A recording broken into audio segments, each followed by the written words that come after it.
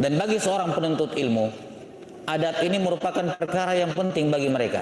Secara khusus bagi seorang penuntut ilmu, ya, adab ini merupakan perkara yang sangat penting. Karena tanpa adab, mereka akan diharamkan untuk mendapatkan ilmu. Kata sebagian ulama as-salaf, innama tafhamul ilmu bil adab, innama tafhamul ilma bil adab. Bahwa kamu itu hanya bisa memahami ilmu dengan adab. Kamu hanya bisa memahami ilmu dengan adab. Tanpa adab, maka pintu-pintu ilmu akan tertutup darimu.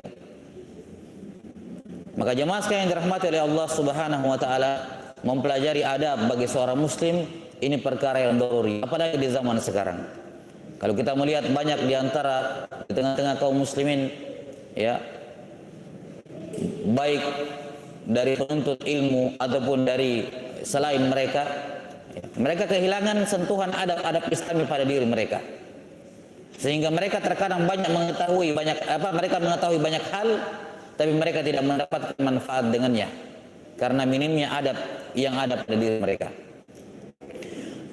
Dan sudah menjadi kebiasaan para ulama terdahulu bahwa ketika mereka, ya, ada orang-orang yang mau belajar ilmu datang kepada mereka untuk menuntut ilmu, maka sebagian di antara mereka membuat, ya, kelas khusus untuk orang-orang yang baru datang. Enggak langsung masuk ke majelis mendengarkan hadis Nabi SAW. Enggak langsung bergabung di majelis utama. Mereka belajar majelis khusus untuk mempelajari adab.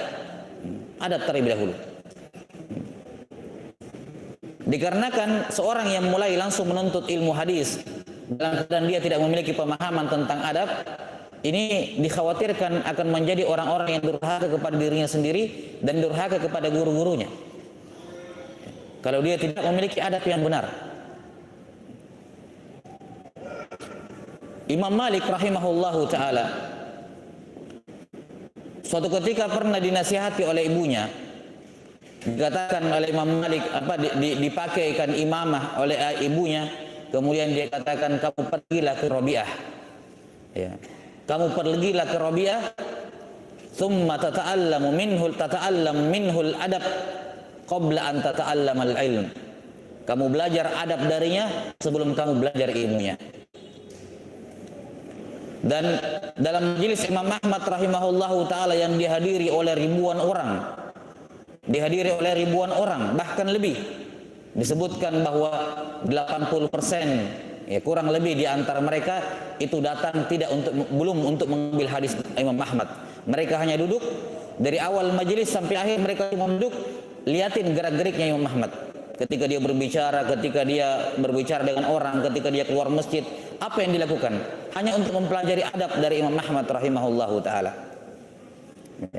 Setelah mereka, ya, mempelajari adab, barulah kemudian mereka mempelajari hadis Nabi sallallahu alaihi wasallam.